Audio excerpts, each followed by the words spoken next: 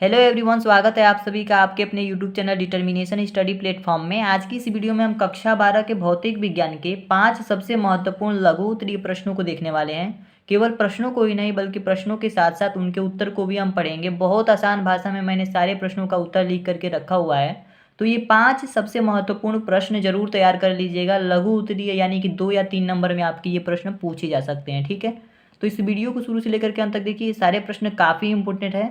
ये प्रश्न 100% आपके बोर्ड एग्जामिनेशन में पूछे जा सकते हैं। ठीक है, तो ध्यान से सारे प्रश्नों को देखिएगा।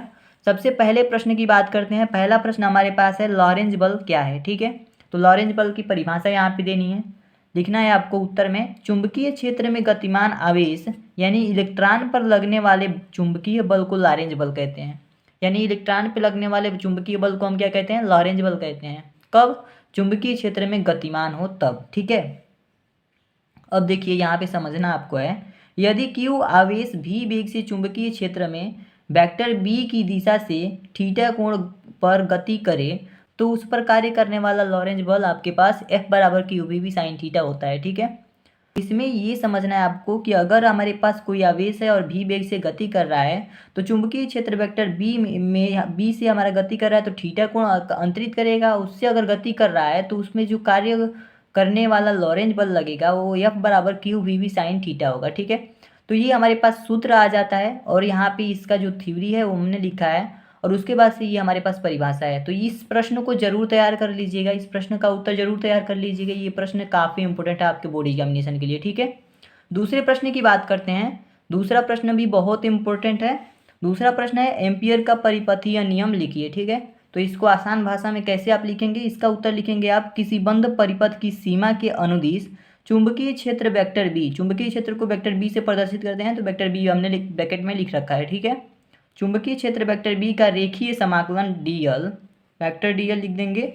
पथ द्वारा घिरी नेट धारा आई का म्यू नॉट गुना होता है। ठीक है, तो एम्पियर का परिपथीय नियम क्या कहता है? लिखेंगे, एम्पियर के परिपथीय नियम के अनुसार किसी बंद परिपथ की सीमा के अनुदिश चुंबकीय क्षेत्र वेक्टर बी का रेखीय समाकलन पथ द्वारा घिरी नेट धारा आई का म्यू नॉट गुना होता है। ठीक है, यानी कि इसका जो सूत्र निकल के आएगा आपका, integration of vector V dot vector D L बराबर म्यू नॉट इंटू आई हो जाएगा। ठीक है, क्योंकि आई धारा का म्यू नॉट गुना होता है तो इस धारा के साथ म्यू नॉट का मल्टीप्लाई हो जाएगा।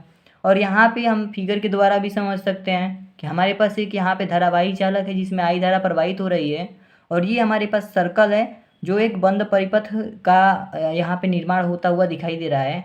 और इस सर्कल में ये जो हमारे पास रेखा है ये दूरी है, आर दूरी है और यहाँ पे डीएल जो है यहाँ पे अल्पांश भाग है इसका। ठीक है, इस परिपथ में जो अल्पांश भाग हमने लिया है वो हमारे पास डीएल है। ये एम्पियर का परिपथीय नियम काफ़ी इंपॉर्टेंट है, इस प्रश्न को जरूर तैयार कर लीजिएगा। ठीक है, अब हम बात करते हैं तीसरे प्रश्न के बारे में। तीसरा महत्वपूर्ण प्रश्न हमारा क्या है? चुंबकीय द्विध्रुव आघूर्ण की परिभाषा व मात्रक लिखिए। ठीक है, तो ये प्रश्न भी काफ़ी इंपॉर्टेंट है, कई सालों से ये प्रश्न पूछे जा रहे हैं।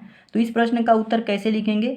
किसी चुंबकीय द्विध्रुव का चुंबकीय आघूर्ण वह बल आघूर्ण है जो इस द्विध्रुव को एक समान एकांक चुंबकीय क्षेत्र में क्षेत्र की दिशा के लंबवत रखने पर द्विध्रुव पर लगता है। ठीक है, तो इस प्रश्न का जो उत्तर हो जाएगा इस तरीके से हो जाएगा और इस प्रश्न का उत्तर काफ़ी इंपॉर्टेंट है, इसको याद रखिएगा। 100% ये एग्जाम में आ सकता है। ठीक है, आगे लिखेंगे आप, चुंबकीय द्विध्रुव आघूर्ण का मात्रक एम्पियर मीटर स्क्वायर होता है। इसमें मात्रक भी पूछा है तो मात्रक इसका जो होता है एम्पियर मीटर स्क्वायर होता है। ठीक है, अब इसका फार्मूला की बात करें तो टाउ मैक्स बराबर होता है एम बी। ठीक है, चलिए देखते हैं नेक्स्ट क्वेश्चन हमारे पास क्या है।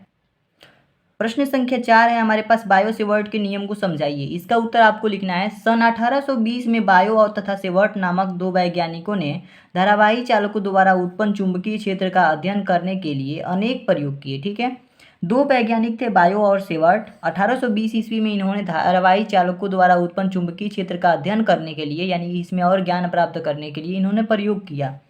इस प्रयोग में उन्होंने बताया कि किसी धारावाही चालक के एक अल्पांश भाग डीएल, अल्पांश जो है डीएल हम ले लेते हैं या फिर डेल्टा एल ले लेते हैं, के द्वारा उत्पन्न चुंबकीय क्षेत्र में किसी बिंदु P पर क्षेत्र का मान मतलब कि वैद्युत चुंबकीय क्षेत्र का मान डेल्टा हम B ले लेते हैं, निम्न सूत्रों में निम्न बातों पर निर्भर करता है। ठीक है, जैसे कि अगर हम यहाँ पे सूत्र देखें तो डेल्टा B बराबर म्यू नॉट अपॉन में 4 पाई आई इंटू में delta l sine theta divided by r square. ठीक है, तो ये सूत्र हमारे पास आता है बायो-सेवर्ट के नियम द्वारा। बायो-सेवर्ट का नियम ये कहता है कि इसमें अगर हम समझे, इस सूत्र के द्वारा अगर हम समझे, तो इस सूत्र में जो बी है, जो डेल्टा बी है, वो निर्भर करता है किस पे, ये समानुपाती होता है आई के, फिर डेल्टा बी समानुपाती हो जाएगा डेल्टा डी एल के, फिर समानुपाती हो जाएगा ये इस जया के साइन थीटा के, और फिर अनुक्रमानुपाती हो जाएगा 1/r² के। ठीक है, तो इस प्रकार से हम बायो-सेवर्ट के नियम का सूत्र निगमित करते हैं। और कभी कभी आपसे ये भी पूछ लिया जाता है कि बायो-सेवर्ट के नियम का सूत्र स्थापित कीजिए।